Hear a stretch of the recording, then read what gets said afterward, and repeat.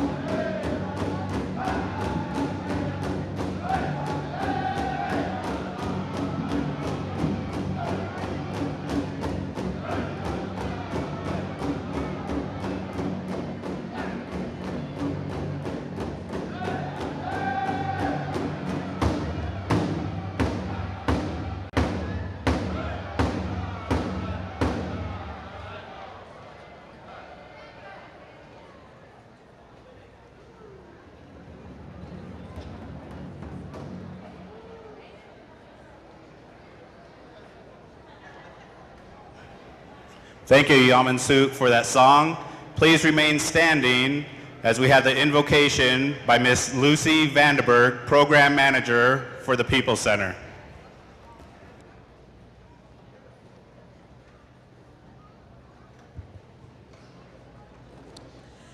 Gasten Yakhe, Lemlem Squidden Suten, Yet Hawkes and PLC Holesiatlus, Squats Amy, Yel Salish, Skilse, Senyats Amy. Yet Hwa, Uis de Eslu, Squaquementu, Holtelsix, Isa Axisti. El Hulhuiltis. Es ja, yes, at Amy, ur sisius, ur pacht, committelsi es moostjen.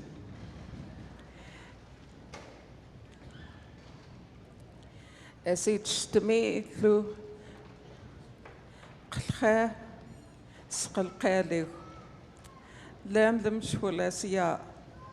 Unechol in goosums, unechol es yatlu smimeya. Yel el SKC. Kumi khaslu yes khalkhalt kholesia. Good afternoon. Thank you, Creator.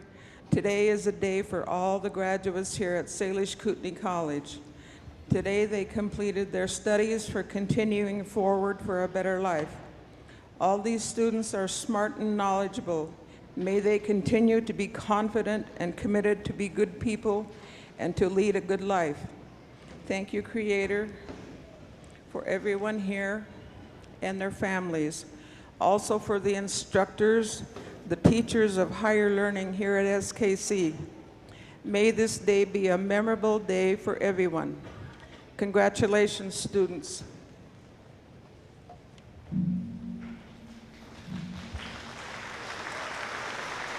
Thank you. You may be seated.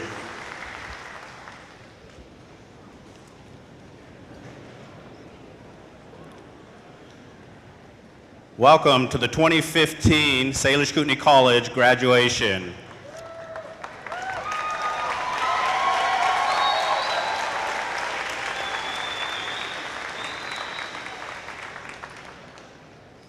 Today we celebrate the hard work that the students have put in over the last few years, the love and support their family and friends have given us, and we honor each and every one of you today. So without further ado, we'd like to welcome, on behalf of the Salish Kootenai tribe, Mr. Lloyd Irvine to give a welcoming.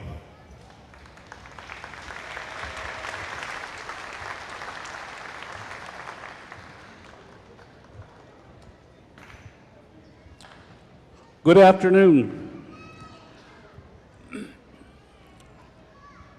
You know, it's always nice to be asked to speak at these type of events, and I'm honored, and I'd like to thank the faculty and staff, and I'd like to thank my colleagues, my officers, for asking me to do this in place.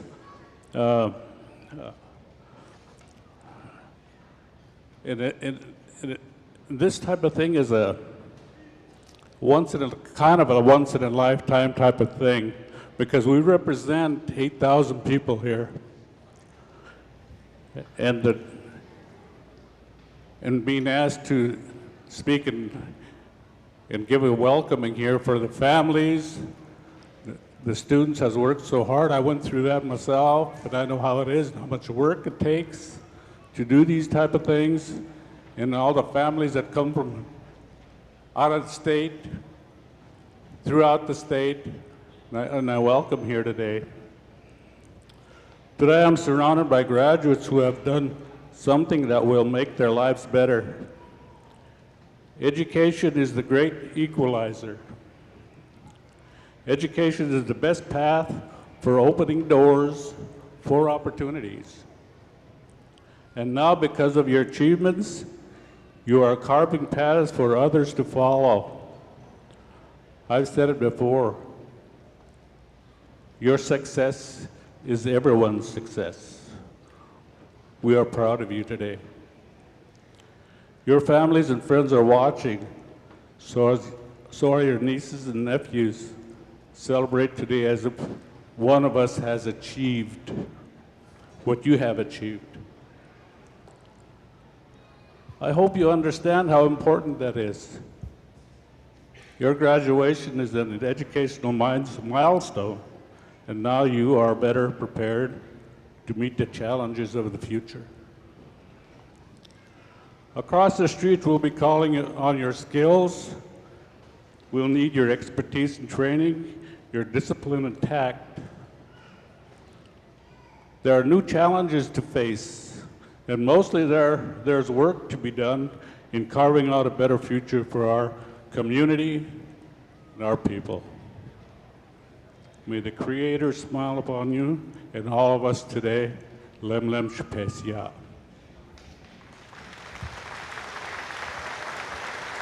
Welcome.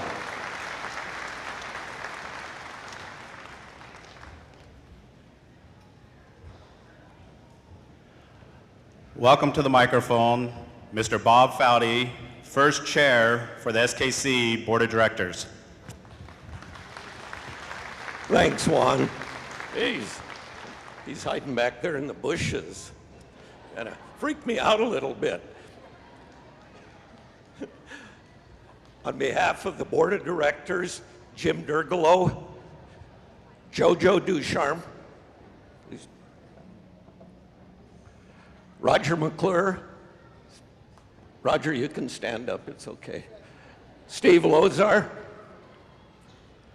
Jody Perez, and Ellen Swaney, welcome.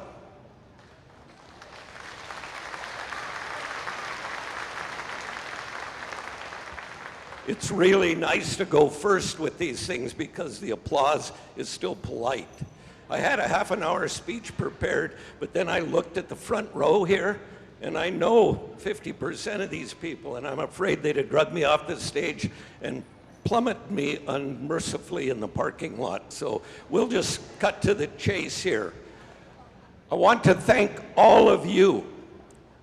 I want to thank you for trusting us with your daughters and sons, your nieces and nephews, your granddaughters, your grandsons, your great-granddaughters, your great-grandsons, your parents, your grandparents, your nieces and nephews, all of your cousins, because that's what you have done.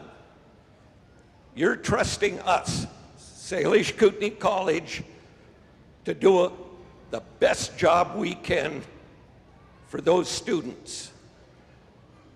And we take that charge seriously. Here at SKC, our goal is to be nothing but the best. And here it is right here this afternoon. This is the best.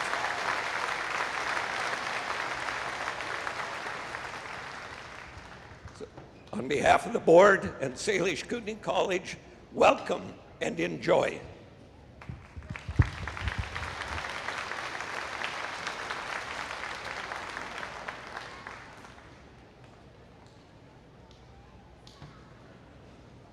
Please welcome Dr. Joe McDonald, President Emeritus, Salish Kootenai College, and a member of the SKC Foundation Board.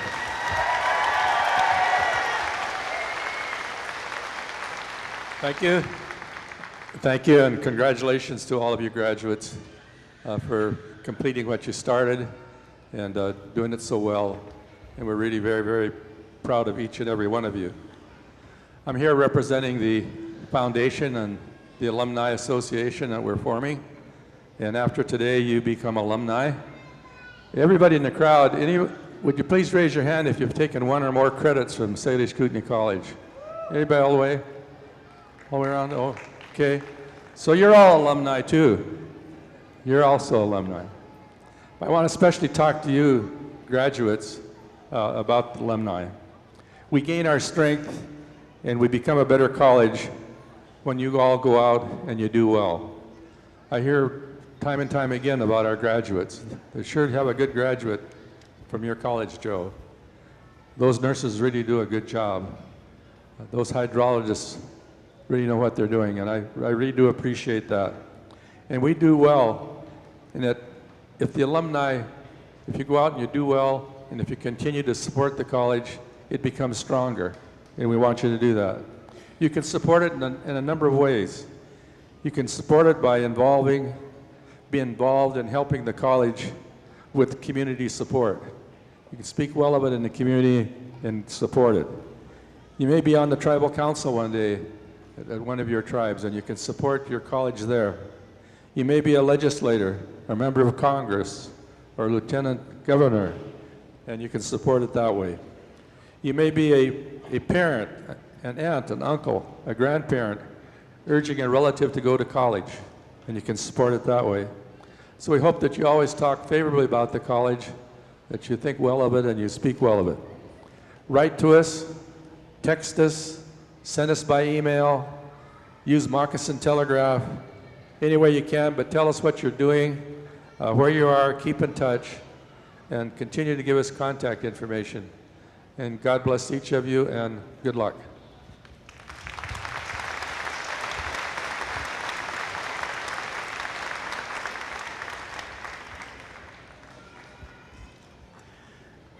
Giving today's student address will be three sisters who are graduating today.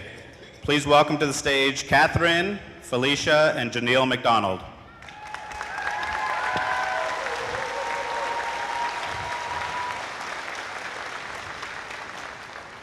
Katie is a graduate of St. Ignatius High School in 2010.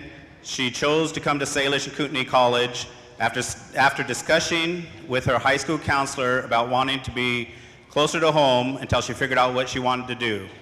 Her freshman year of college, she had chosen to declare liberal arts for her degree and had managed to work hard to receive her associates in 2012. She had met Dr. Jeffrey Bendemer, new instructor at Salish Kootenai College, and entered the new Tribal Historic Preservation.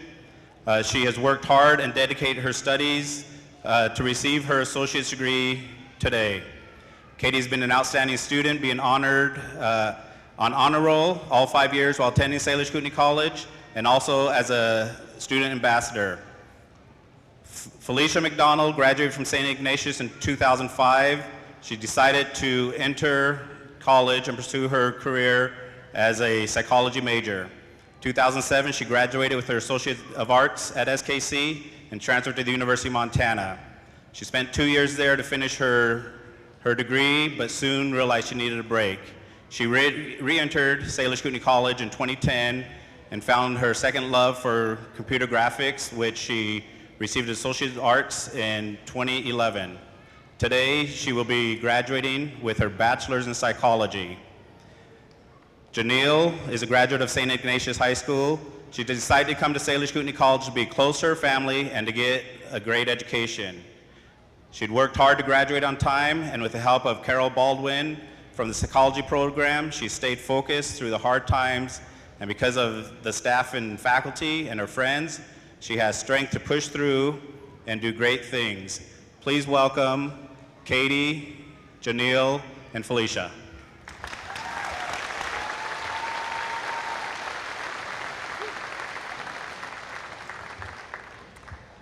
Thank you, Juan, for the introduction. Good afternoon, everyone, and welcome to the Salish Kootenai College graduation ceremony of 2015. There are many facets to lend to the success of a college student. As students, we rely on our own determination, our family support, and the people of institution to complete this journey.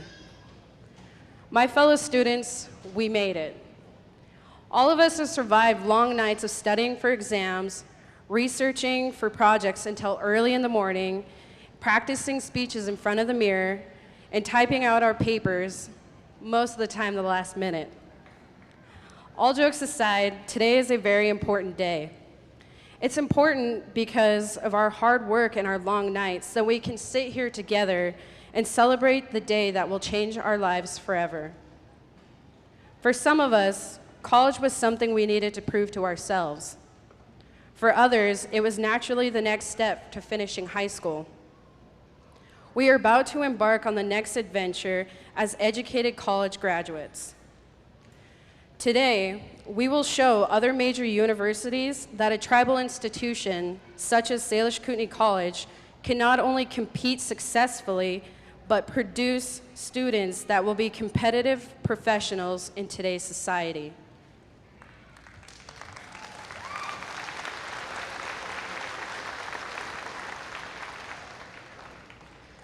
To our families and friends here with us today, please forgive us for the most stressful moments we've had.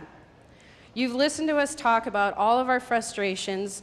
You've been there for a shoulder to cry on. You've probably bought us lunch because our favorite thing to say is, "I'm a broke college student." But most of all, you have shown us unconditional love, and you have been the greatest support. For that, we are forever thankful. To the faculty and staff, you have been our heroes for the past years.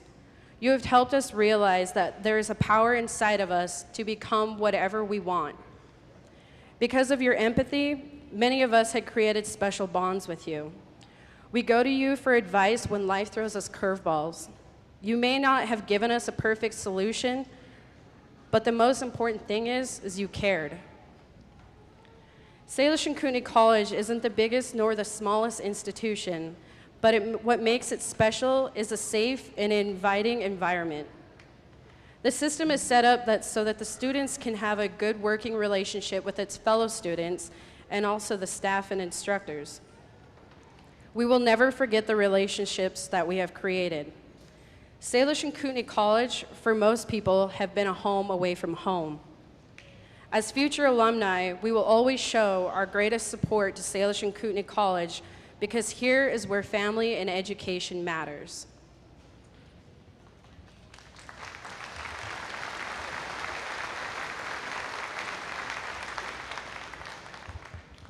She's a little shorter than I am. Before we wrap up this speech, I would like to give a warm thank you to Alec Kwikwasu. He was a dear family friend who has been a lead singer in our family's drum, Pistol Creek Singers. As a faculty member, he has taught us girls and many others so much what it means to be a proud Indian. He will be forever remembered and dearly missed.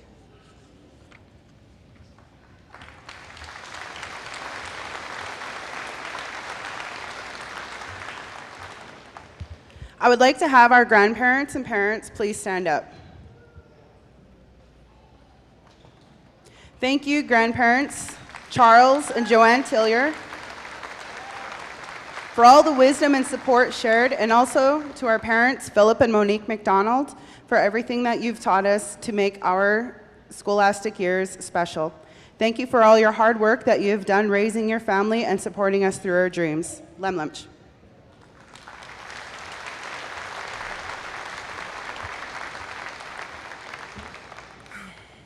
Graduating students of 2015, be proud of what you have accomplished and never regret any of the sacrifices you had to make, because ultimately it had led you here. Take time today to thank the ones that had helped you get to this journey, because without them, we couldn't have made it through the hardest times that we've had. Continue to smile today because we all deserve it. Congratulations again, Lemlemsh and Kisu Kyukit. Thank you.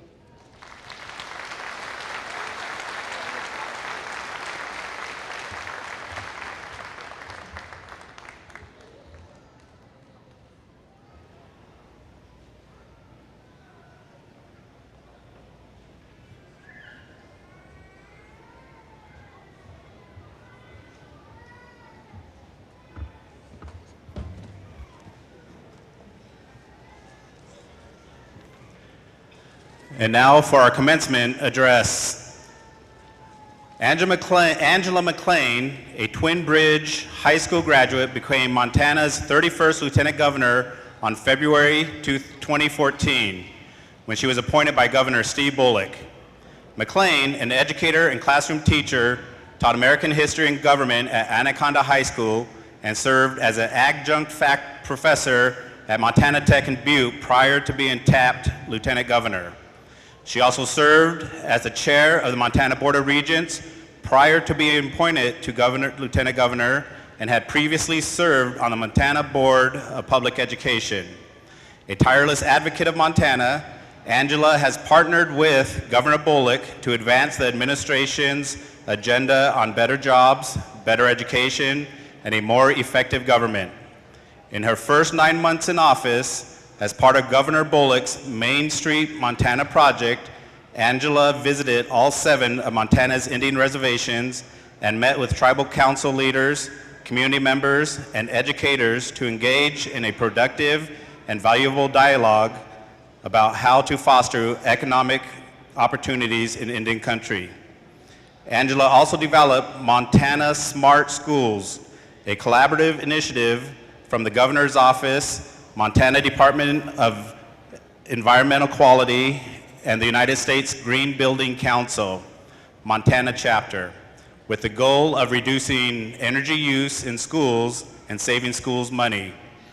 Angela also chairs the Montana Governor's Drought and Water Supply Advisory Committee, a clearinghouse for the sharing of water supply and moisture conditions among state and local agency officials with responsibility to manage natural resources and support constituents most likely affected by drought, and the Labor Management Advisory Council, which provides a structure for an organized discussion on workers' compensation public policy. Angela worked through high school as a waitress at the Blue Anchor Cafe in Twin Bridges. She earned a bachelor's degree in 1994 from Western Montana College in Dillon, now the University of Montana Western, becoming the first member of her family to graduate from college. She went on to earn her Master's of Arts in Curriculum Instruction from the University of Montana in 2000, and in 2005, she became a nationally board certified teacher. Angela and her husband, Mike, are the parents of Colin, a freshman, and Ellen, who's in the 5th grade. She enjoys spending time with her family, as well as skiing, bicycling, hiking, and camping. Please welcome Lieutenant Governor Angela McClain.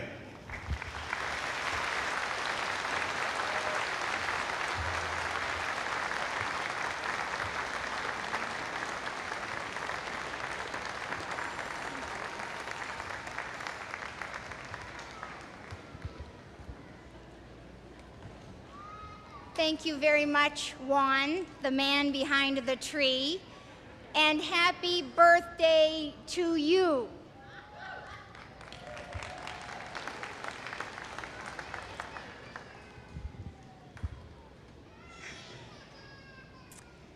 Congratulations, Salish Kootenai College class of 2015.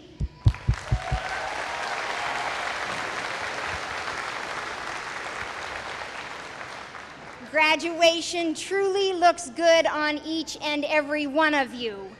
And on a chilly February day, when Katie and Felicia and Janelle were in the reception room along with your wonderful president here, they asked me to come today and have this honor, this extraordinary privilege to stand before each of you as your commencement speaker. And I committed that come heck or high water, I was going to be here with you on this day. One of the things that I learned as a 20-year classroom teaching veteran was that you should never have to go after students. McDonald sisters, your speeches were outstanding and profound, but you are indeed a difficult act to follow, ladies.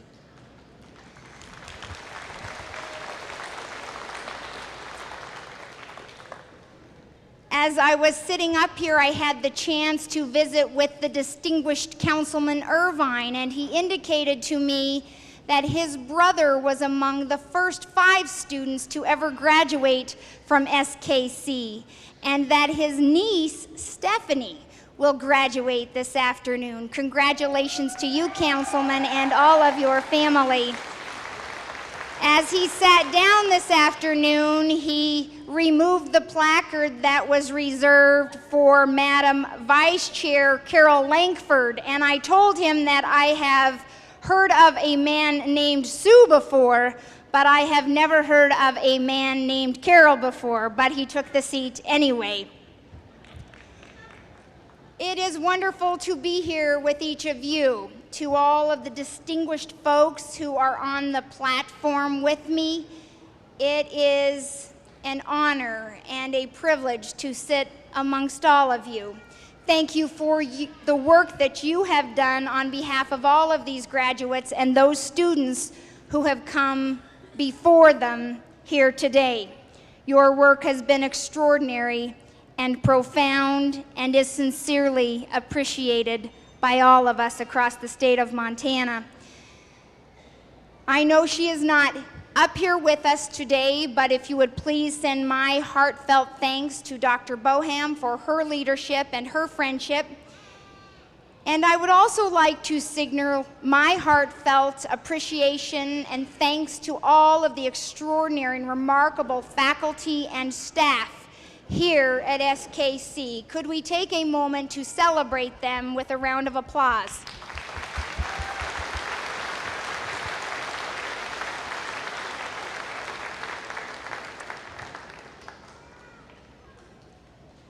I came to know President Dr. DePoe about a year ago. And Doctor, I want you to know that your belief in this institution, your belief in your faculty and your staff, your belief in these students and those who will graduate in the years to come is exceptional. It is profound. It is transforming. And Dr. DePoe, when I tell you that you are in my thoughts and that I am praying for you every single day, I mean it with every fiber of my being, because you give so much hope and so much guidance in a community and in a state where it is needed in a magnificent way. Thank you for the leadership that you provide on this campus and in the Flathead Nation and for the state of Montana every single day.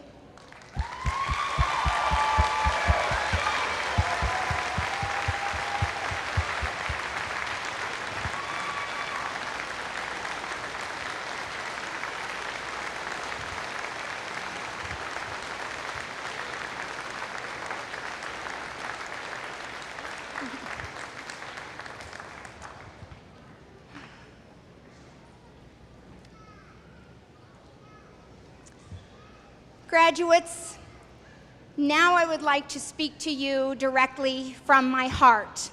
Since that chilly February day, I have been thinking about what I might say, and I've thought about writing it down and getting it scripted, but I want this to be genuine, and I want it to be directly from my heart to each of you, because you have reached a magnificent milestone here at SKC. And as the former President McDonald stated, our tribal colleges are creating magnificent opportunities for you and for students like you all across this state and this country every single day. And I have realized that in the most extraordinary way as your LG. I always saw the wonderful graduates. I saw them as a classroom teacher. I saw them as a community member across the state of Montana, the graduates who would hail from our tribal colleges across the Big Sky State. But I have learned more about our tribal colleges, and I proudly proclaim to all of you that they are the single best on-ramp for all of our students, native and non-native, in Indian country in the great state of Montana and across this great nation.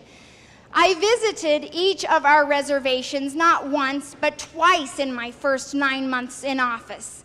And one of those visits was with our tribal college community around how those opportunities through education could create opportunities economically, opportunities in the job market for you and for folks like you and for all of your family and friends who join us here on this wonderful occasion.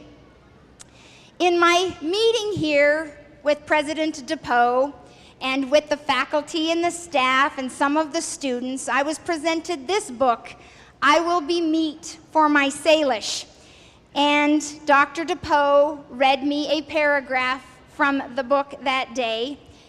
And as I visited on that occasion, and as I have visited on subsequent occasions, I am reminded of another passage from this wonderful book. And it reads, based on a paragraph that precedes it, about the challenges facing the Flathead Nation around the 1880s. The changing situation called for a new strategy. The Salish leadership continued to work with the whites, but also made a special effort to preserve their independence. The most immediate problem was how to remain economically independent.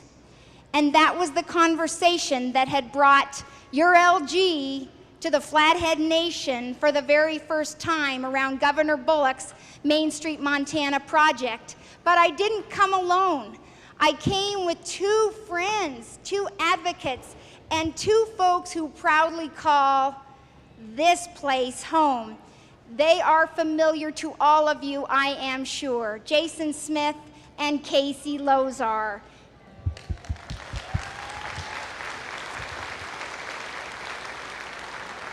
And we have worked tirelessly on behalf of you and on behalf of students like you all across this state to make sure that folks both in Indian country and outside of Indian country know that what matters in Indian country matters to every single one of us. And that is my first charge to you today, graduates, that as you go forth, may you be the single best voice for this tribal college. May you be the best voice as you lead the conversations around the state, around the nation for opportunities in Indian country. President Obama is leading a charge around a program called Generation Indigenous. I would ask for your help in elevating this conversation to engage Native youth to transform the communities in which they live. I look forward to, at the National Governors Association meeting next month, leading the way for a resolution that would support the Generation Indigenous Challenge to support Native youth. Native youth that includes so many of you, folks ages 14 to 24 in Indian country. And I believe that through those conversations and challenges like the one I've just made to you, to stand up and to step up and to be the single best voice in Indian country, we can truly get to a place around the conversations for opportunities in Indian country that we have never been before. Engage in that conversation, lead with that conversation, because you truly have every talent and skill out there to compete with the best and the brightest anywhere, as Board Member Durglow suggested earlier in his remarks, and don't you doubt that for a second. In fact, graduates, your LG is counting on you to lead those very important, groundbreaking conversations so that folks everywhere will understand that what matters here in Flathead Nation matters to every single one of us. Go forth, graduates, without fear, and know that you have the LG at your back. And as importantly, know that you have all of the friends and the family in this room here to support you. Your diploma here today is your ticket indeed to dream big and to do big, to dream bigger than you ever thought possible and to do more than you ever thought possible. I am the youngest in a family of 7, one of 4 to graduate from high school, and the only one with a college diploma. Dreaming big was something that I had to do, and I would challenge each and every one of you to find a way to dream big to set your goals high and to do so in a way that perhaps they make you a little bit uncomfortable, that perhaps they cause you a little bit of anxiety. Because if those dreams don't cause you a little bit of anxiety, if your big goals don't cause you a little bit of anxiety, graduates, then perhaps you have not set your goals and your dreams high enough. Challenge the status quo as you move forward. The status quo, ladies and gentlemen, is not acceptable. And you, by the sheer fact that you are sitting in these seats today about to get your college diploma, and I know some of you, like me, the very first ones in your families, you are role models to the youngest of kiddos around this room. That is magnificent. You have challenged the status quo, each and every one of you, by standing up and stepping up and taking advantage of education as the great American equalizer. Use the voice, use the skills, use the talents that you have gained here at truly one of the most remarkable colleges that you will find anywhere to challenge the status quo, to make sure that folks understand that what matters here matters to every single one of us. As you go forward beyond today, I know that the future holds various things for any one of you. For some of you, it may mean leaving Flathead Nation. It may mean leaving the Big Sky State. But I ask you to consider to find a way to bring your gifts and your talents back. Because you hold in here and in here gifts that can never be replaced. And I am counting on you to truly create the change that you want to see in the world, and then make sure that you help others see the change that they can make in their communities, their state, and in their great nation. As I close here, I know that the challenges ahead for so many of you may seem big. I would ask you to, as you navigate those challenges, be ready for them. Be ready to stand up for what you believe is right, even graduates, if it means that you will be standing alone. Stand up for what is right. If there are challenges that are placed in your way, go over them, go under them, go around them, or simply knock them down. Nothing is too big for any one of you. You have the great American equalizer. You can conquer whatever it is that you choose to conquer.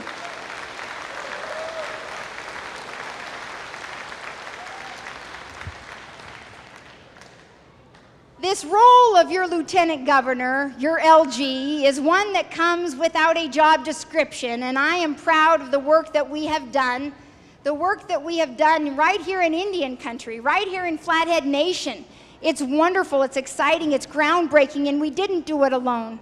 We did it with a lot of magnificent help. So as you move forward beyond today, never hesitate to reach out and to ask for help to get those bold dreams accomplished and those goals acquired. And as you go forth, graduates, I will close with this. Be brave and dare greatly. Theodore Roosevelt, in his speech, The Man in the Arena, that he delivered in 1910, stated this: "It is not the critic who counts, not the man who points out how the strong man stumbles, or where the doer of deeds could have done them better.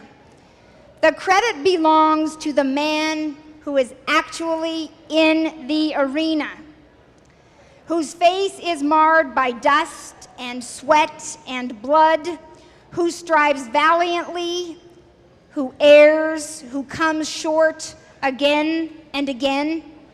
Because there is no effort without error and shortcoming, but who does actually strive to do the deeds, who knows great enthusiasms, the great devotions, who spends himself in a worthy cause, who at the best knows in the end the triumph of high achievement, and who at the worst, if he fails, at least he fails while daring greatly.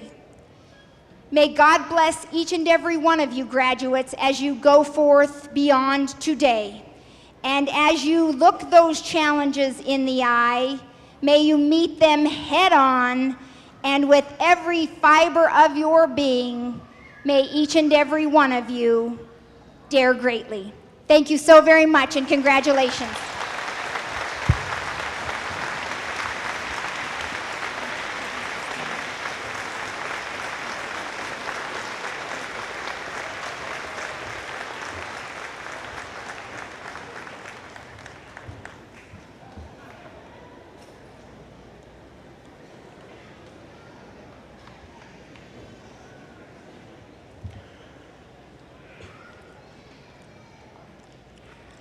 Presenting the 2014 Teacher of the Year, Dr. Sandra Boham, SKC Vice President of Academic Affairs.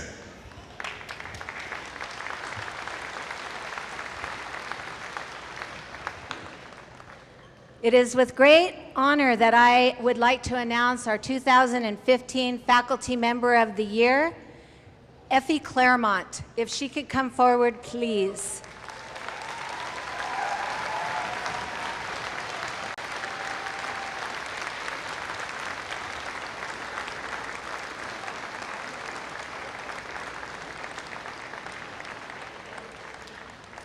I would like to tell you just a few things about the Faculty Member of the Year.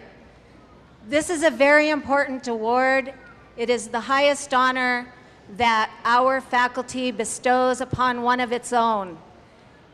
Effie was nominated and received this award. The faculty at Salish Kootenai College looks within their own and nominates someone who they feel embodies our faculty. Effie is an instructor in our liberal arts program. She has been our first writing center director. She has worked with countless students to help them be successful in their writing. And she is committed to community service. Any of you that have spent any time visiting with her know that deep in her heart is the animal shelter here in our valley. And she is also one of the co-founders of our SKC Rodeo Club. So with that, I would like to present this plaque to Effie and have her say a word or two. Thank you.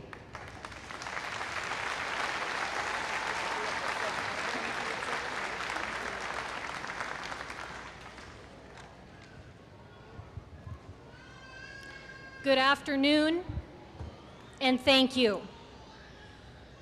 I'm sure some of my speech students will be critiquing this. I stand before you as a representative of a collection of hardworking people that are part of Salish Kootenai College. Graduates, you are our pride and joy on this campus.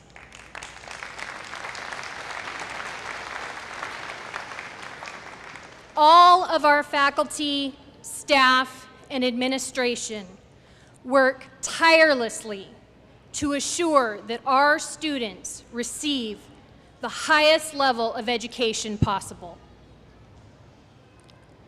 It is nice to know that our efforts are recognized and celebrated.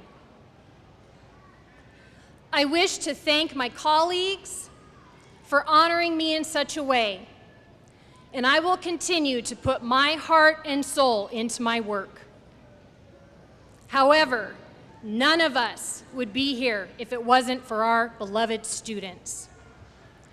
To you, I extend a heartfelt thank you for honoring us today. Your hard work is reflected in your attendance, your daily assignment submission, and rolling through the stresses that come to you on a daily basis. I'm sure I probably caused some of those as well. I apologize, sort of. Your presence here today is a reflection of our collective hard work, our dedication, and our love of learning. In closing, I am honored to be a part of the SKC family. Students, congratulations and good luck on your next adventure. Thank you.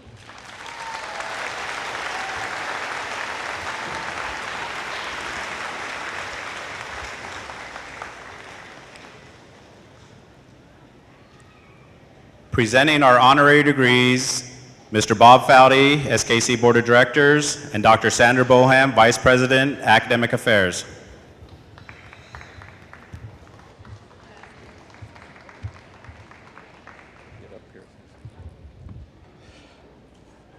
Salish Kootenai College annually awards honorary degrees primarily to tribal elders to acknowledge the contribution to tribal education.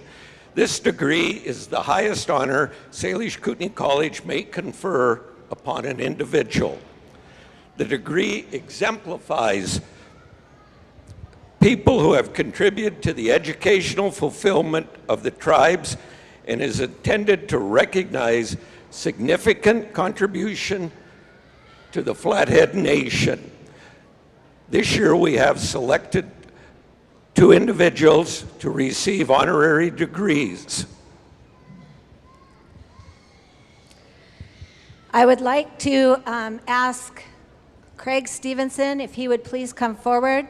The first honorary degree that we would like to award today is posthumously to Evelyn Stevenson.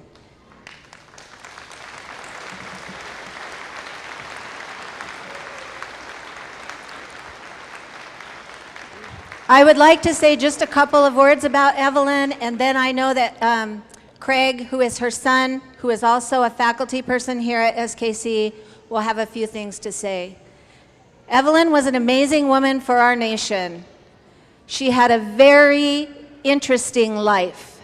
She had 2 children, Craig and his sister Tisa. She was part of the American Indian movement in San Francisco, where she got her law degree. And she became a powerful attorney, one of the first in-house attorney we had here for the tribes. She worked on many pieces of significant legislation that have affected tribal governance, and one of her pieces of legislation that she was particularly proud of was the Indian Child Welfare Act. She was a gift to us, she was an inspiration to us, and for that, we would like to award her this honorary degree, and I would like to ask Craig Stevenson to accept that on behalf of Salish Kootenai College.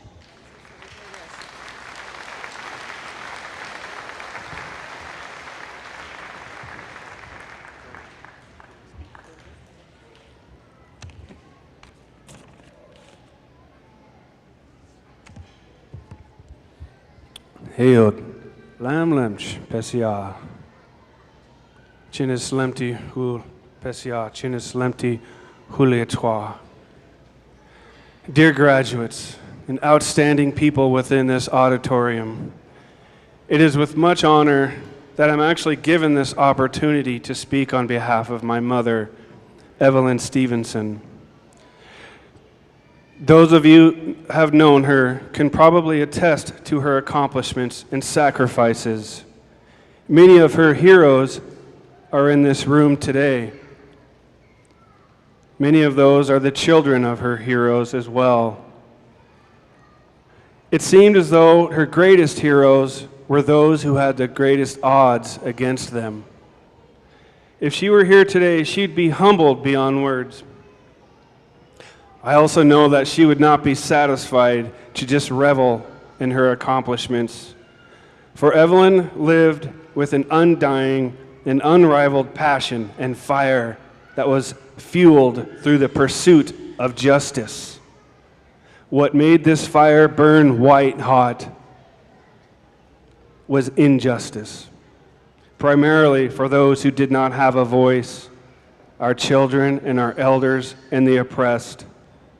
It would be in her belief that everyone in this room, including our super graduates of 2015, have an ancestor or a relative to thank for being able to participate in this ceremony today. For every one of us in this room has an ancestor or relative that was discriminated against, subjugated and told they were not worthy, endured injustice, hurt, and left as forgotten. We have those people to thank, to be truly grateful for making it through when they themselves felt like they would not make it through the day. Your sacrifices and accomplishments are for your grandchildren 7 generations from now. So what does justice mean to you? And how does it apply to the diploma that you are receiving today?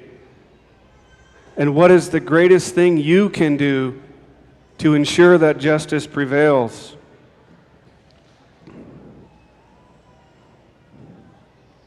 To begin, we must recognize and appreciate that all of us being here today has a direct relationship with justice. Second, our greatest responsibility and duty that is interwoven within the fabric of justice is to practice with the faith and belief that we are servants to the people, both inside and outside of our profession. Through servitude, we gain the greatest attributes and reward.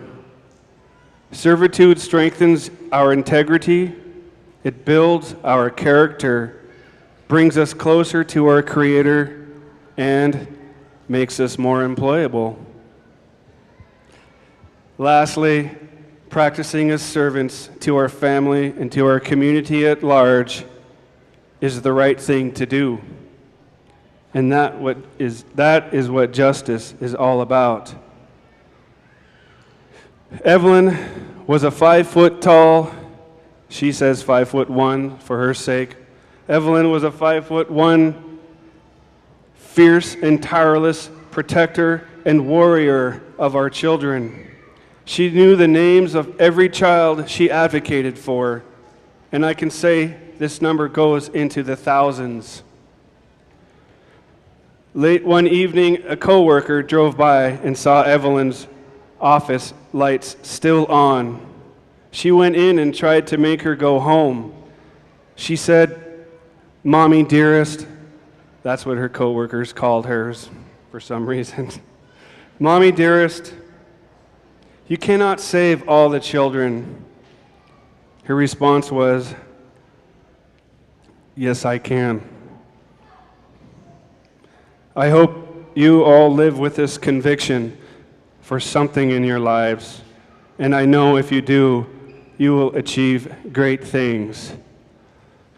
Have a great weekend, a great summer, and a fantastic career, class of 2015. Che oi.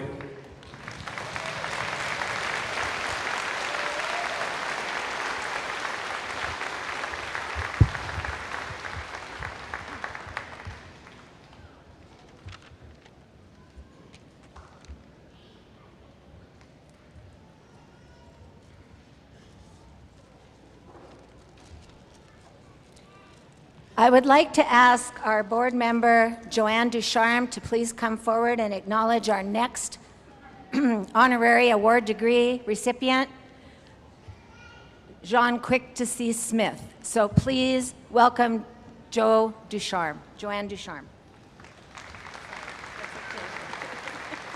Thank you, Sandra.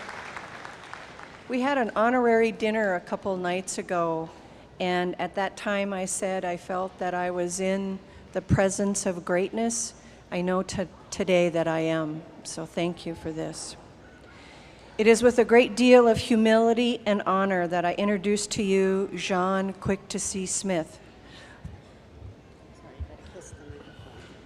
For much of my life, I had heard of Jean, but I never in my wildest dreams thought that I would one day meet her. In my role as a faculty member in Alaska, my peers and my students would always ask me, did I know this other Salish woman? Sadly, I did not. During this past spring semester, as an instructor teaching distance courses at the University of Alaska Fairbanks, One of the courses that I taught was entitled Native North American Women.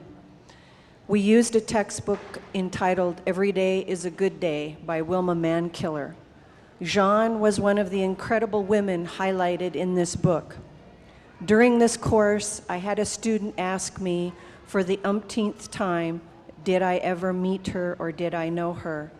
I decided that it was time to bring forth her name to my fellow board members as an honorary degree recipient.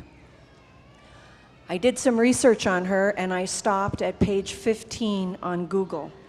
And if you go research her, you'll see that there have been dissertations written about her, books written about her, YouTube videos. It's pretty extraordinary.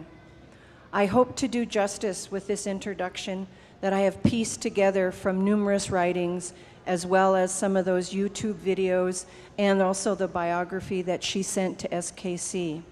I will include some of her own words from the pages of the book, Every Day is a Good Day.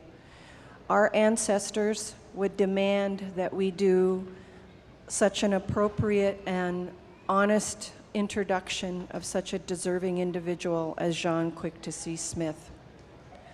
Jean calls herself a cultural arts worker. In her own words, I am defined by my will to survive, not by my intelligence or cunning or money or good looks. The Creator didn't see her way to give me those things. Instead, she gave me a strong will. So you can see I felt a little intimidated to introduce her. Jean was born in Mission, aka St. Ignatius, Montana. And when I first started researching her, I thought that this was the only thing that we had in common because I was also born there. But then after I realized a little bit more and did some more research, I discovered that her sister-in-law, who was married to her cousin, was also my ex-sister-in-law. But I'd never met her because I was in Alaska all those years. I realized then what a small world this Indian world really is. And this morning as I was getting ready, I also realized, knowing that her dad went to the Ursuline School, my mom and dad went to the Ursuline School in Mission, and I'm guessing that maybe they all knew each other. And it's really quite something that all these years later, Jean and I meet for the first time. Jean is an enrolled member of the Confederated Salish and Kootenai tribes, and she's also descended from French, Cree, and Shoshone ancestors. When asked about her name in one interview, this is what she had to say. My father gave me a grandmother's name, one who died 10 years before I was born. He respected and admired her greatly. I didn't use it until I was an adult. It didn't have to do with art or eyesight. She was a particularly insightful person who read people and situations well. Jean is an internationally renowned painter, printmaker, and artist. She's earned a bachelor's degree in art from Framingham State College in Massachusetts.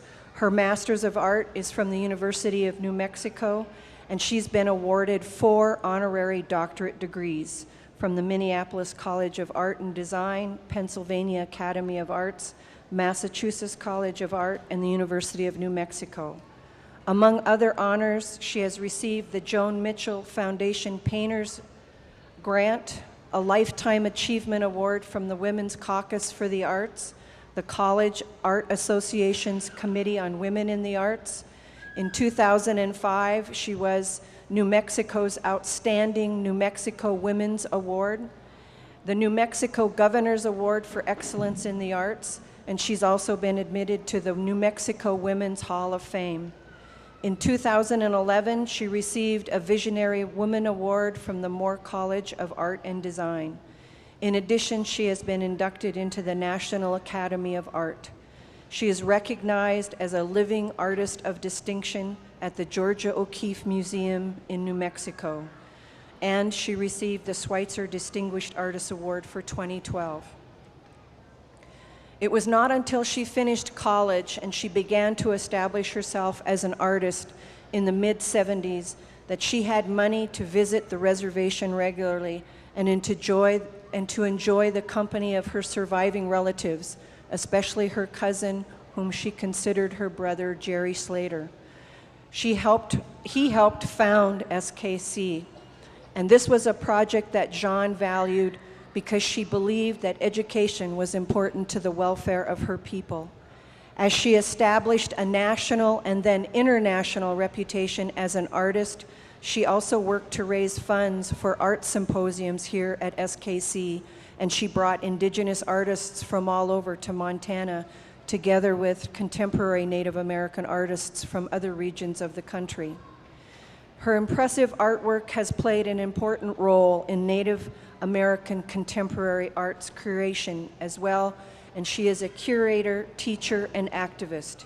She has created hundreds of prints and paintings, lectured at over 200 colleges and universities, has had over 100 solo exhibits, and curated and organized over 30 Native American exhibitions.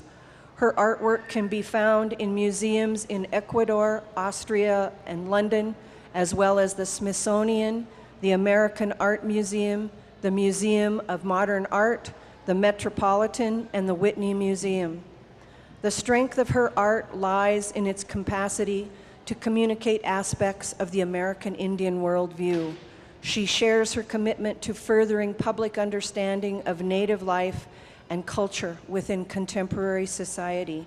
She explores themes that speak directly to human concerns and of the privileges and obligations of future generations.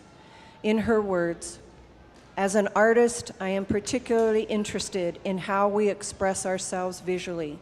All of it is about expressing one's life experiences and thankfulness. Like meditation or chanting or drumming or prayer, the process of making art is thankfulness, and it keeps the artist balanced and healthy." Today, Jean continues her work as an artist, an activist, a mentor, a teacher, and an advisor. Her many causes are evident in every aspect of her work. Continuing to build on her Native perspective as well as her cultural and tribal political views, her work takes in hand all of these serious issues with a sense of wit and insight that continues to enlighten and inform her public. Her leadership in cooperatives and group exhibitions have paved the way for both Native women and men. She has forged a place for herself as one of the most sought-after Native artists living today. Her personal story is quite amazing. I would encourage all of you to research her, look at some of her interviews. But what I take away from her personal story is when she said she would not let her being raised in poverty and with violence determine the rest of her life. In conclusion, using her own words, "I grew up understanding that the sacred is the land, the sky, the water, and everything that goes with all of nature. The sacred isn't housed in a building or worn around your neck or something in the sky. The sacred is here and now. We reside in all of it, breathing the same air, imbibing the same water, and made of the same earth with the same life force flowing through all living things. That mystical unknown is called by many names the world over, but it is still the same mystery." Ladies and gentlemen, I present to you Dr. Jean Quick-to-See Smith.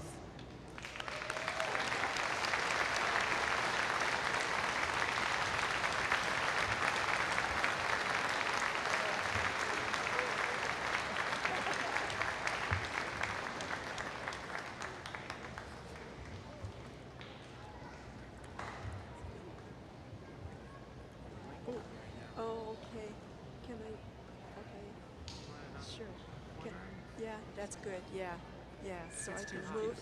Okay, okay, thank you. Really speak louder, get that mic Yeah. right up there. Don't want Yeah, okay. Okay. All right. Okay. Good afternoon. Thank you all of you graduates, Salish Kootenai College. I'm so proud to be here. This honorary degree means more to me than 4 of my honorary doctorates from Mainstream. Thank you to President DePoe. Okay, can we get it? Okay. Thank you, Robert, for taking time out of your busy schedule to visit with me yesterday and bring me up to date with some of the extraordinary programs that SKC is undertaking. It makes me want to come back to college. My cousin Gerald Slater, founder and past vice president, would be so proud. It's exactly the way he would want to see the college advancing and growing. I am so excited about your visionary and skillful direction, Robert. Thank you, Vice President Sandra Bohm, for allowing my son, Neil Ambrose Smith, and me to have an hour of your busy time yesterday. We are very appreciative. Board Chair Jim Derglow and the Salish Kootenai College Board of Directors, as well as all of Salish Kootenai College staff and administration, all of you very important graduates who may return someday to be involved in administering this college, I thank all of you too, for each and every one of you becomes the future for all of us in Indian country. I'm especially honored that Jojo Ducharme put my name in nomination. She's an extraordinary teacher and a mentor to her students. A special thanks to Anita Big Spring for her loving and kind assistance in bringing me here today. My story is not the story of Dick and Jane, who lived in a big white house with a picket fence, with a dad who went to work in a suit and a mom who stayed at home and baked cookies. My story is typical of a Native American child of 70 years ago, but here's the thing. It might match your story, of many of you today. My story is about how a child develops resiliency and coping mechanisms in a difficult and disenfranchised world. It demonstrates the skills and creative capacity of children to find alternate routes in coping with adversity. This is what Salish Kootenai College specializes in, students who are children of adversity. My story is not the Brady Bunch. No. Life with father, Leave it to Beaver, heck no. And I doubt that yours is either. But having said that, I never want to forget where I came from, for today it makes me who I am. I wrote down some memories of my childhood, and I want to share a couple with you. I was born at the St. Ignatius Mission. I'm an enrolled member of the Confederated Salish and Kootenai Nation in western Montana. My mother was part Cree, and she was 15 years old. After my first birthday, we moved to Hoopa in Northern California, where my sister was born. Then we moved to Washington State, to Nisqually. One morning after my father left for work as a hired hand on a chicken ranch, my mother took us down the road and left us with an elderly Indian couple, and we never saw her again. I was about 2.5 years old. I remember crying for her, and I would dream about her. I couldn't remember what she looked like, so when I drew pictures of our family, I had to make up different faces for her. My father was 40 years old when I was born. He was Salish, Métis, and Shoshone, a horse trader. He had dark brown skin. He was the most handsome man I knew. But when he drank alcohol, he was violent and mean. Sometimes they took us away from him, and we had to stay in foster homes. When he was sober, he was kind and gentle. He couldn't read or write, but he told us stories about his grandmother who had raised him in the old ways. He drew pictures on scraps of paper, which I carried in my pocket. I helped my father when he rounded up the horses, worked at rodeos, and built corrals and fences. When we went into town, sometimes we were asked to leave a store because they didn't serve dirty Siwashes. I couldn't understand why they would say that. My father always scrubbed us clean and braided our hair. He would say he should have rubbed white flour on our faces and arms like Grandma always did. School gave me words to name things. There were books and paint and paper and pencil. Things that I never had. I smelled everything. I ate things like paste and crayons. The paste wasn't bad, but the crayons never tasted as good as they smelled, and they made waxy crumbles in my mouth, and they were hard to swallow. When I learned to read books, it took me into worlds I had never heard of. There were no libraries where we lived, but in the summer, a bookmobile came once a month and parked down the road. I went to work as a field hand for a Japanese family when I was 8 years old in order to help my father pay the bills. At the end of the day, after working in the fields, I'd climb in a tree and read books. I would get yelled at for always having my nose in a book. I would learn so many new things and have such exciting ideas. going around in my head that I wanted to share them with my father and my sister. I would say things to them, that hill over there looks like the White Cliffs of Dover. And then they would yell at me and tell me that was stupid. I didn't know anything about the White Cliffs of Dover, that it was damaging my brain. We didn't have books in our house except for the ones I borrowed from the bookmobile. I still get excited over a new book to read, and I've quit eating paste and crayons. School was vitally important to me, and I never forget that it took me 22 years to attain a master's degree.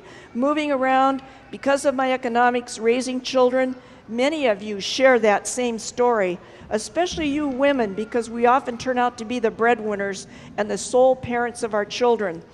We must never forget how this shapes us. We as Indian people must never forget that not only do our parents give life to us, but our tribes do as well. For without our extended tribal families, our ceremonies, our dances, our native foods, we would all be just bland white bread. We must not forget that Vice President Gerald Slater and President Joe McDonald created this college for all of us. What an incredible institution it is. Definitely one of the best in Indian country, and of course we feel it is the best in Indian country. Never forget that this place has helped shape you for the future. The land, our land here at Salish Kootenai, and all Indian land shapes us. The plants, the animals gave and still give us food, shelter, and stories. Think back 20,000 years ago and realize that there was no Wilson Family Foods to provide our meals. We didn't need the Conoco station. We certainly didn't need a Walmart. And IHS, well, the elders' wisdom and knowledge of medicine took care of us. You must realize it was such a good job. That's the reason that we're all here today, thanks to the ancestors. We must never forget the ancestors and what a great job they did. We must remember and give thanks to the ancestors. But listen up now, because warning signs are afoot. Our water, our land, and our children are all being preyed upon by greedy corporations and organizations that want all of these things from us. They want our land, our water, our resources, and our children. And thanks to Evelyn Stevenson, the Indian Child Welfare Act is being attacked so that lawyers can line their pockets to the tune of $14 billion industry per year to steal our children. Dr. Evelyn Blanchard, a grandmother, said we should talk a lot less about historical trauma, but the trauma that is going on right now. We must be educated, we must be vigilant, we must be aware. You all are moving in the right direction. You must never forget the importance of growing and learning. We need every single one of you to keep us Indian people strong, drug and alcohol free. Art is my drug of choice. I'm going to end with a poem about the importance of culture. Culture is our identity. It makes us different, one from the other. Culture is our history, yours and mine. Culture tells us who we are. Robots and computers will never have it. If you take your Soma pill, you won't have it either. Culture can be our creation myth. Did Coyote capture the sun? Did a voice say, "Let there be light"? Culture is our creation story. Did God on high create the humans first and make them most important? Or did the Creator place the animals, the land, and the humans into a holistic world? Culture is our birthing method. Do we sit up, do we lay down, or do we squat? Culture can be the way we greet the newborn child. Is it washed in mother's urine, held to the morning sun, or slapped on the back? Culture is our umbilical cord. Do we bury it, do we carry it, or do we throw it away? Culture can be our notion of beauty. Is it the tattoo on our chin, the red clay in our hair, or walking with spiked sticks under our heels? Culture can be the way we bury our dead. Do we push a raft into the river? Do we make a clay mound above the ground? Or do we sprinkle ash from a plane? Culture defines the way we teach our children, through stories about the plants, the animals, and the earth, or through stories about Star Wars, Spider-Man, Dragon Ball Z, or SpongeBob SquarePants. Culture defines the way we dance. In a lambada, the fancy dance, a square dance, or the salsa. Culture defines our social group, the country club, the Bloods and Crips, the RV campers, or the bingo mafia. Culture is how we greet one another. Do we kiss cheeks, give high fives, shake hands, bow, or rub noses? Here it is, folks. Culture is language, slang, humor, gestures, dance, religion, ceremony, clothing, music, art, folkways, taboos, literature, foods, oral history, institutions, systems, governments, and more. And that's your culture, that's your identity. It's yours and mine. And never forget that you are the future for the future of Indian people. Len Lynch.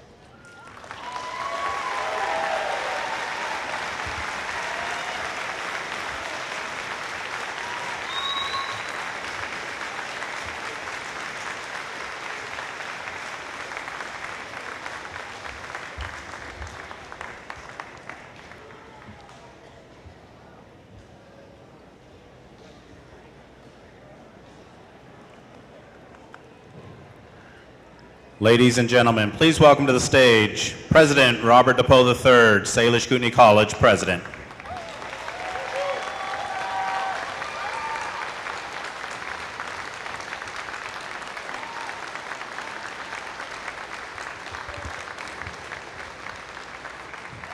Thank you.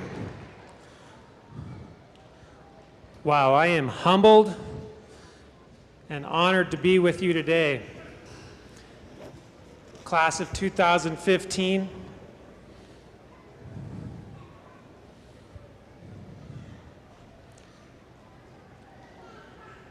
Not only are you class of 2015, but you're my friends. And I am humbled to be your president. You've been edified greatly today. You've been counseled on a few things that I would like to summarize in some of the words that we have heard today. You've been given guidance on the will to survive, the importance of unconditional love, to find and pick heroes. You've been counseled about the importance of family. You've been told the importance of being a voice, to dream big, to challenge the status quo, to seek justice, and to remember what's sacred. And finally, you've been counseled so appropriately the importance of culture in our lives. As president of SKC, I first would like to thank the founders of this great institution, those who had a vision, so that we can be here to celebrate with you today. So we can have a wonderful facility where we can gather as family and friends and celebrate the achievement of graduates, your achievements, your dedication to yourself and to your family, to your studies. Thank you, founders, and thank you who had the vision to make this all possible. Please give them a round of applause.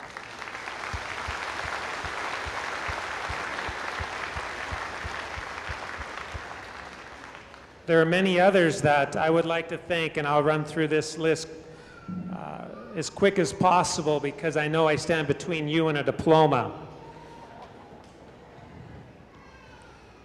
Thank you to our family members who are here to support us, our grandparents. Thank you to our ancestors.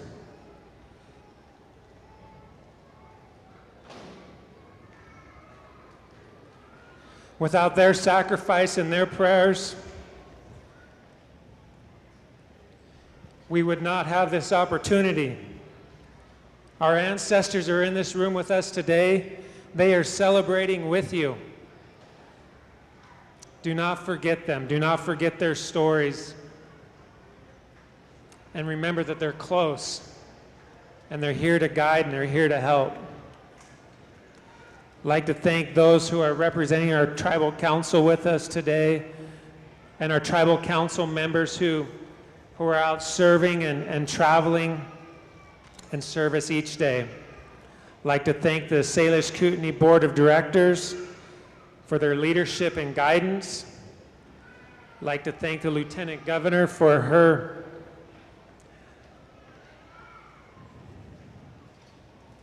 sacrifice in being with us today, and her kind words and words of encouragement for you as graduates. I would like to thank those who received honorary degrees. What a humbling experience to hear of the stories, to rub shoulders with these fine individuals who speak and support Salish Kootenai College throughout the world and our tribal nations. I would like to thank our drum group for the wonderful and beautiful music they're providing for us this afternoon. I'd like to thank Roy and Frank and our new big screen TV. Thank you.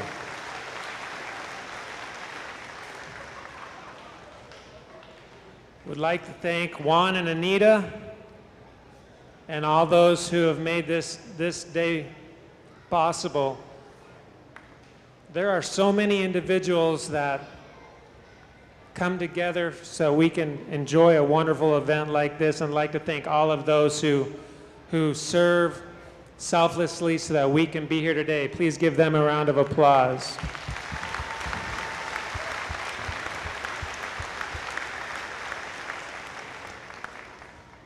And I would like to thank our head women and head men dancers as they brought you in traditionally and culturally and in an appropriate way, and have been here to represent you and to be witnesses of your accomplishments.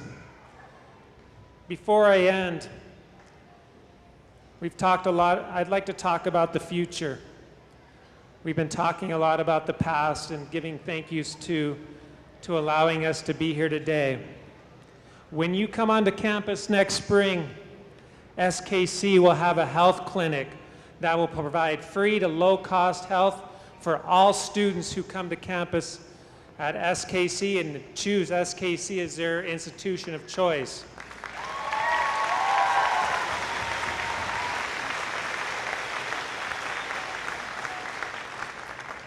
This is our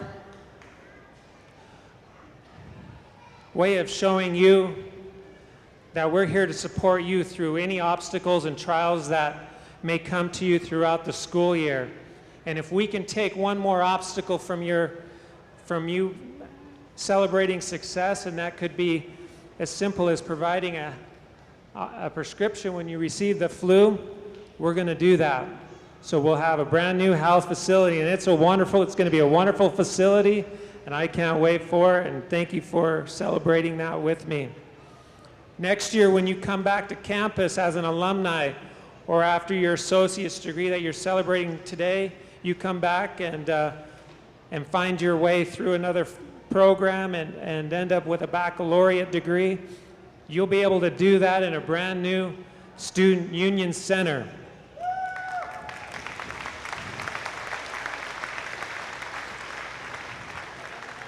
This center will provide an opportunity for you to be comfortable as you are studying and as you are coming together as groups and as a student body.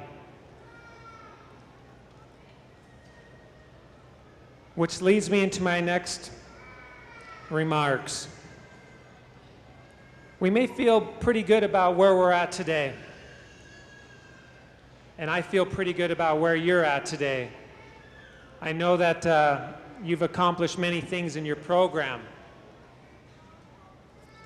but I also know the importance of to continue to press forward. Today is not the last day. Today continues to be the first day, and tomorrow will be the first day, and Sunday will be the next first day. We must continue to progress. Look to the future. How can we continue to help our communities? How can we continue to develop the skills and abilities that we've been given from our Creator so we can help those who are in need? We can't just now sit back in our lazy boy, watch the finals, the NBA finals. We can't just enjoy the sun, but we must get back to work. We must get back to work and continue to progress as people so we can continue to be able to provide services to our communities. And I encourage you to do that. Again, congratulations, class of 2015. What a humbling experience it is to be your president and to be your friend. I love and appreciate each and every one of you. I know of your honesty and your integrity, and I know that you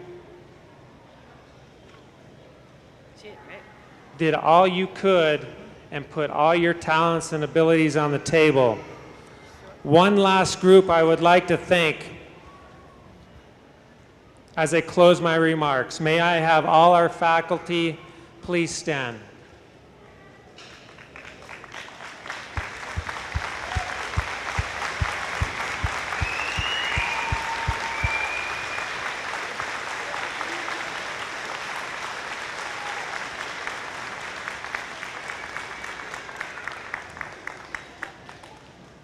These individuals are my heroes. As I work with them and rub shoulders with them and feel their love for you, I know that they're in it for the good cause. They're in it to support students, and they're in it to help you be successful. Thank you, and enjoy this time with your family.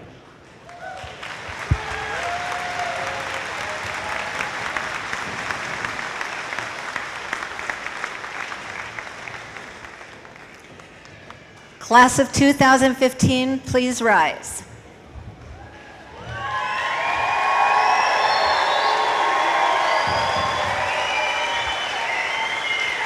President Depot, Salish Kootenai College Board of Directors, I certify to you that these candidates now to be presented have fulfilled the requirements prescribed for completion of their degree programs as established by the Board of Directors and in compliance with accreditation through the Northwest Commission on Colleges and Universities. These candidates are entitled to be admitted to the rank, privileges, and responsibilities of their respective degree programs. I now present to you the class of 2015.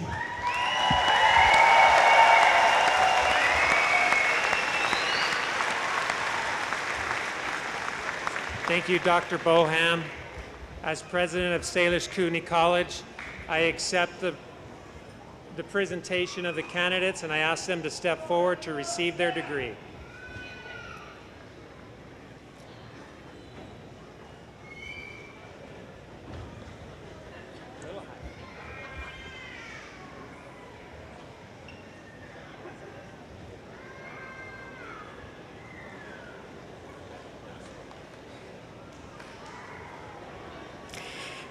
Angela May Ayukes, Bachelor of Arts, Tribal Historic Preservation.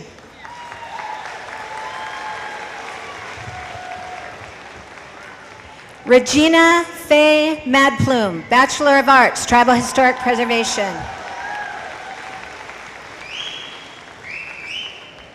Melanie Manuel, Bachelor of Arts, Tribal Historic Preservation. Catherine Rose McDonald, Bachelor of Arts, Tribal Historic Preservation.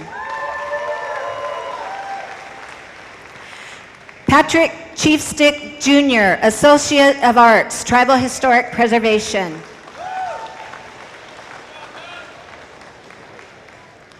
Wayne Allen Freeman, Associate of Arts, Tribal Historic Preservation. Dana Hewankorn, Associate of Arts, Tribal Historic Preservation. Gray Don Johnson, Associate of Arts, Tribal Historic Preservation. Kayla Ciara Johnson, Associate of Arts, Tribal Historic Preservation. Natasha Faith LaRose, Associate of Arts, Tribal Historic Preservation.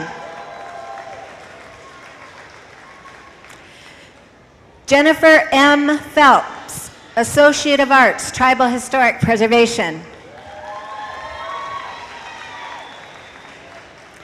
Dwayne Lee Reed, Associate of Arts, Tribal Historic Preservation. Sasha Rivers, Associate of Arts, Tribal Historic Preservation. Stephen Joseph Ashley, Bachelor of Science, Hydrology. Robert Davis, Bachelor of Science, Hydrology.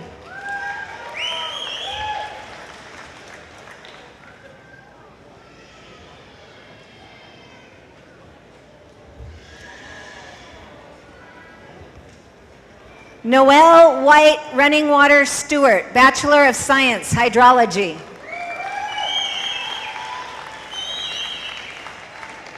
Travis Beauvais, Associate of Science, Hydrology. Tyler Foudy, Associate of Science, Hydrology. Christopher L. Curry, Bachelor of Arts, Psychology. Eugenia Eden Moore, Associate of Arts, Psychology, Bachelor of Arts, Psychology. Felicia Niel McDonald, Bachelor of Arts, Psychology.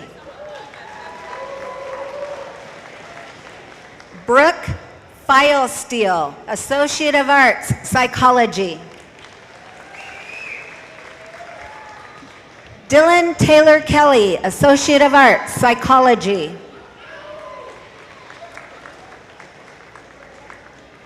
Janelle G. McDonald, Associate of Arts, Psychology. Dawn M. Scott, Associate of Arts, Psychology. Brandy Tennis Glantz, Associate of Arts, Psychology. Consuelo P. Trevino, Associate of Arts, Psychology. Andrea Ondi Adams, Bachelor of Science, Early Childhood Education. Sally Ann Jack, Bachelor of Science, Early Childhood Education.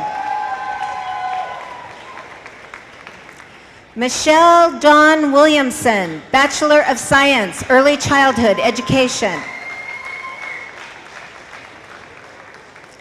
Caitlin Blandov, Associate of Arts, Early Childhood Education. Brenda Ritchie, Associate of Arts, Early Childhood Education.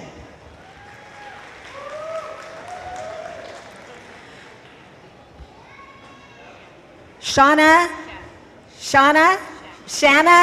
Dawn Brown, Bachelor of Science, Elementary Education. Tara Jewell, Bachelor of Science, Elementary Education. Amy Dixon, Bachelor of Science, Elementary Education.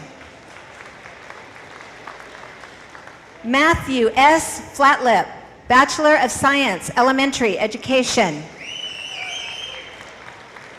Crystal Marie Forsouls, Bachelor of Science, Elementary Education. Aaron Francis Henry, Bachelor of Science, Elementary Education. Casey Henry, Bachelor of Science, Elementary Education.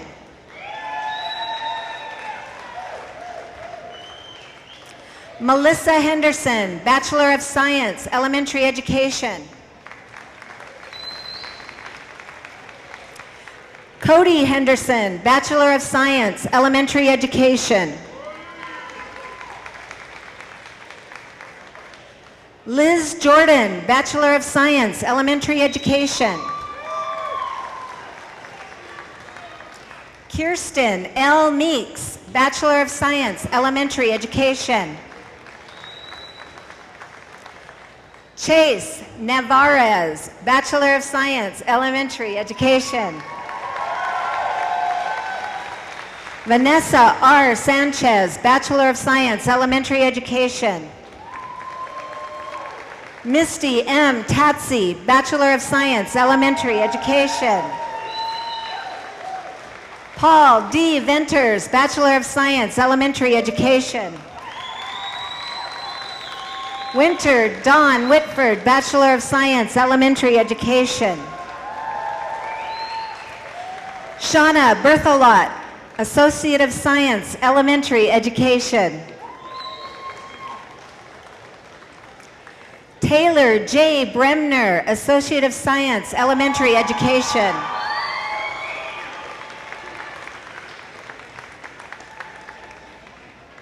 Donnell D. DeRouche, Associate of Science, Elementary Education. Jennifer Heavy Runner, Associate of Science, Elementary Education. Tommy Heavy Runner, Associate of Science, Elementary Education. Aspen Minnie Hides, Associate of Science, Elementary Education. Kristen Sansevier, Associate of Science, Elementary Education. Smiley Whiteman, Associate of Science, Elementary Education. Stephanie Fisher, Bachelor of Science, Secondary Science Education. Faith No Runner, Bachelor of Science, Secondary Science Education.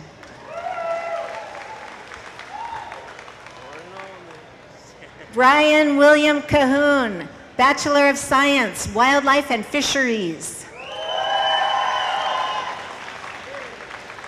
Brandon E.C. Diller, Bachelor of Science, Environmental Science, Terrestrial Resources.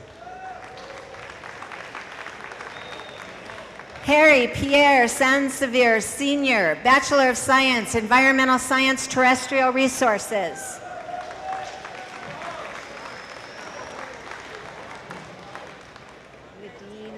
Ladina Bigman, Bachelor of Science, Forestry.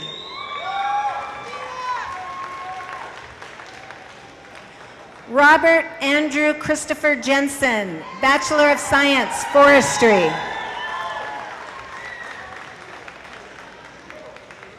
Kelly Rose O'Bennick, Bachelor of Science, Forestry.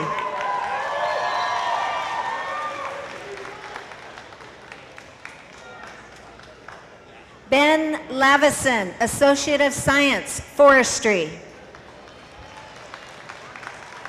Hey. John S. Cauliflower IV, Bachelor of Social Work. Chenille Running Crane, Bachelor of Social Work. Zach Brandon, Associate of Arts, Chemical Dependency Counseling.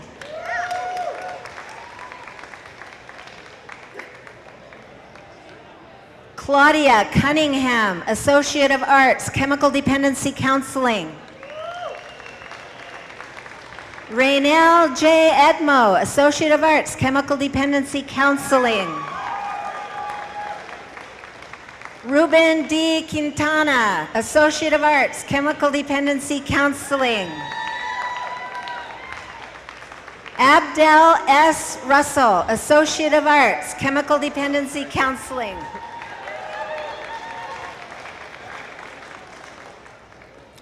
Miranda Elizabeth Stevens, Associate of Arts, Chemical Dependency Counseling. Holly Jo Wilson, Associate of Arts, Chemical Dependency Counseling. Corina Wolfblack, Associate of Arts, Chemical Dependency Counseling. Paula Jean Bremner, Bachelor of Arts, Business Administration. Sierra Little Fawn Kennedy, Bachelor of Arts, Business Administration. Carla Priscilla Tarosian, Bachelor of Arts, Business Administration. Chiffon Clark, Bachelor of Arts, Business Administration. Angie Brazil, Associate of Arts, Business Management. Zachary Camel Jr., Associate of Arts, Business Management.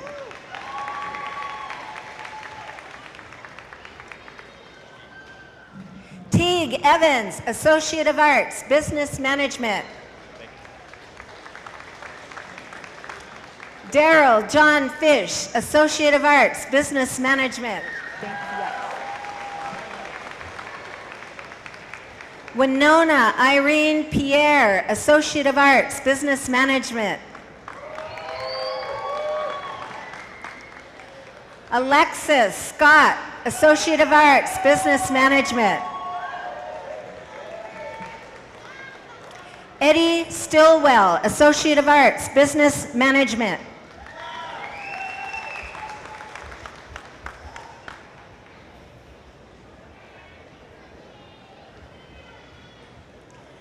Jaylyn J. Baxter, Associate of Science, Nursing.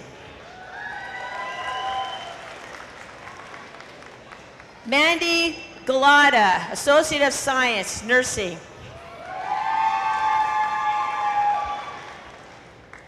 Allison Layton, Associate of Science, Nursing. Casey Marie Morris, Associate of Science, Nursing. Carla Payne, Associate of Science, Nursing. Marilee Peterson, Associate of Science, Nursing. Barbara Shepard, Associate of Science, Nursing. Tammy Ann Washburn, Associate of Science, Nursing. Vincent Henry Badbear, Bachelor of Science, Information Technology. Kevin R. Berlin, Bachelor of Science, Information Technology.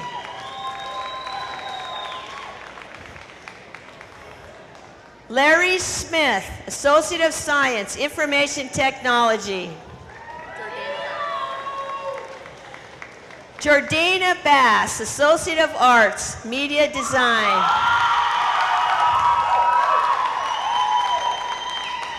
Levi Lavender, Associate of Arts, Media Design.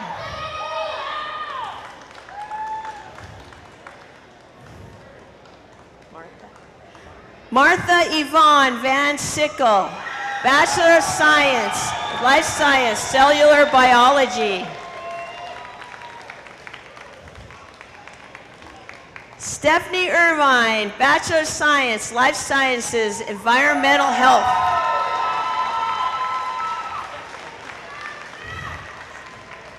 Trey Sadler, Bachelor of Science, Life Sciences, Environmental Health.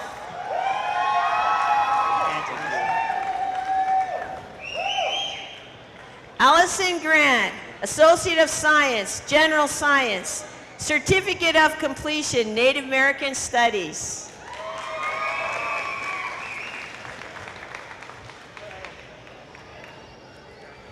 Nick Faust, Associate of Arts, Fine Arts.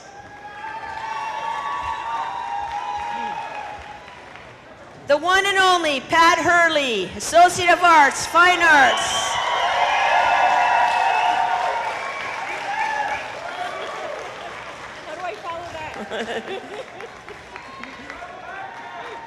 Kelly Gibson, Associate of Arts, Liberal Arts.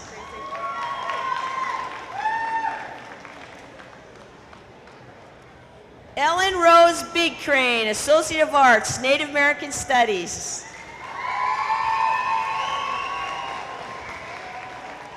Stormy Perdash, Associate of Arts, Native American Studies.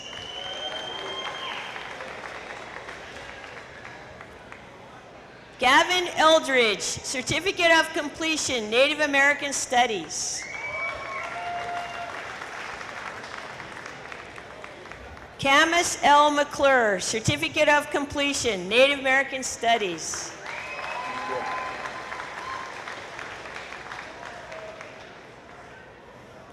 Amber Francis, Certificate of Completion, Office Professions. Certificate of Completion, Medical Office Clerk. Associate of Applied Science, Business Technology.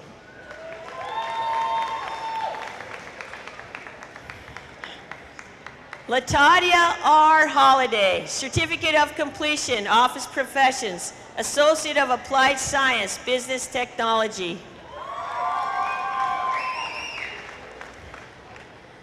Lori Kurtzenacker, Certificate of Completion, Office Professions, Associate of Applied Science, Business Technology.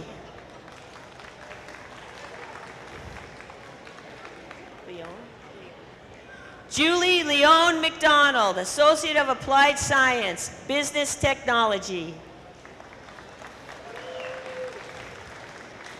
Brantley Fish, Certificate of Completion, Dental Assisting Technology, Associate of Applied Science, Dental Assisting Technology. Congratulations. Kimberly Rose Matt, Certificate of Completion, Dental Assisting and Technology, Associate of Applied Science, Dental Assisting Technology. Congratulations.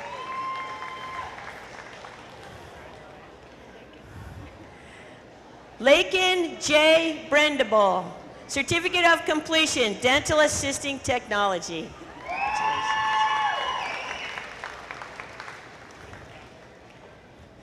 Marissa Pablo, Certificate of Completion, Dental Assisting Technology.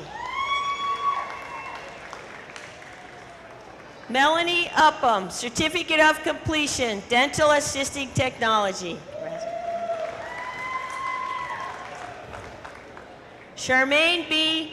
Arcan, Certificate of Completion, Office Professions, Certificate of Completion, Medical Office Clerk.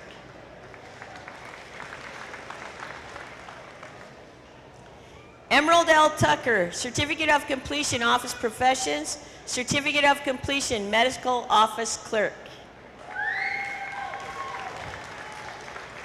Valerie Jean Noel Bartel, Certificate of Completion, Medical Office Clerk. Congratulations.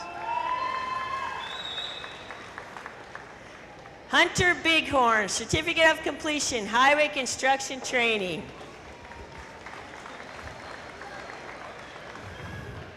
Owen Chief, Certificate of Completion, Highway Construction Training. Michael DeFrance, Certificate of Completion, Highway Construction Training. Todd Espinoza, Certificate of Completion, Highway Construction Training. Shelly Ann Flamin, Certificate of Completion, Highway Construction Training. Logan James Lee, Certificate of Completion, Highway Construction Training.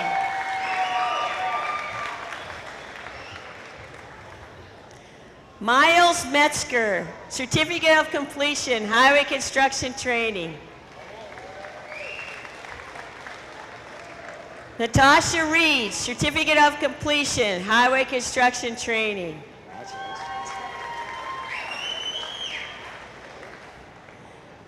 Drew Shepard, Certificate of Completion, Highway Construction Training. Congratulations.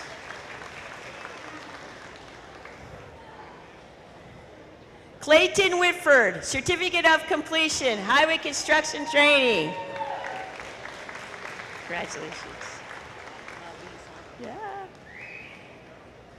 Philip White Sr., Associate of Arts, Liberal Arts, Associate of Arts, Tribal Historic Preservation. Congratulations.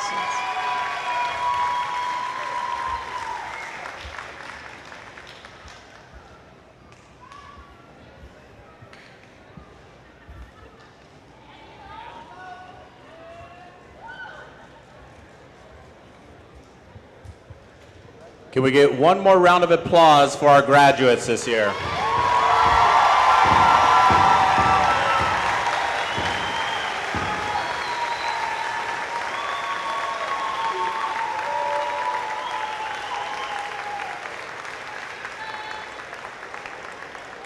We'd like to call up Mr. Mike Kenmill for our closing prayer.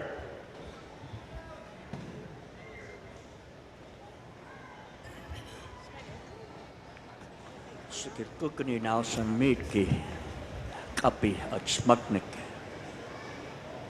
Gives me great pleasure and honor today to be a part of each and every one of your lives today. To do something like this is a great honor, to stand before you as great people and the greatness you will have as you move on with your degrees. At this time, I would like to thank the staff, the faculty, each and every one of the people that have stood behind you. This means a lot for Indian country. Whatever degree that you may have taken upon yourself to achieve, that it doesn't end here.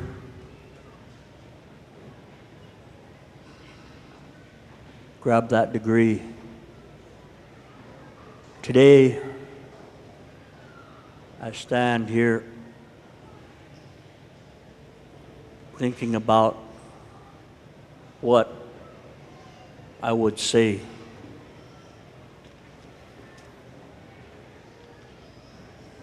And I look at each and every one of you today as arrows of a very special being, animal. Through the CS&KT tribes, through SKC, Spirit of the Bison, that each and every one of you today have become arrows of that Spirit of the Bison. I ask the Spirit today that you fly high and far.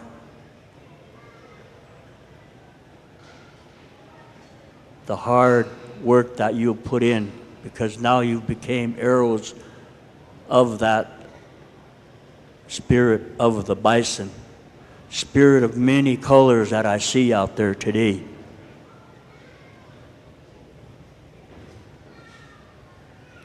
I'm very proud to be able to stand here for the Salish Kootenai College and look at the many of people that have came through this program. That is the one that I am asking for today, your Spirit of the Bison that carries you throughout the rest of your life. Thank you and congratulations from my family, also from my drum group, and also I want to thank again the staff. Thank you very much, and congratulations, class of 2015. Thank you.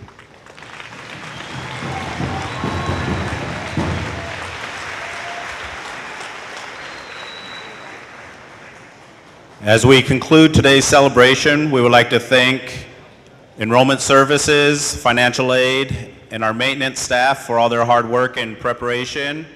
We would like to thank the families and friends of all your support of the graduates, and we would especially like to congratulate all of the graduates of Salish Kootenai College 2015.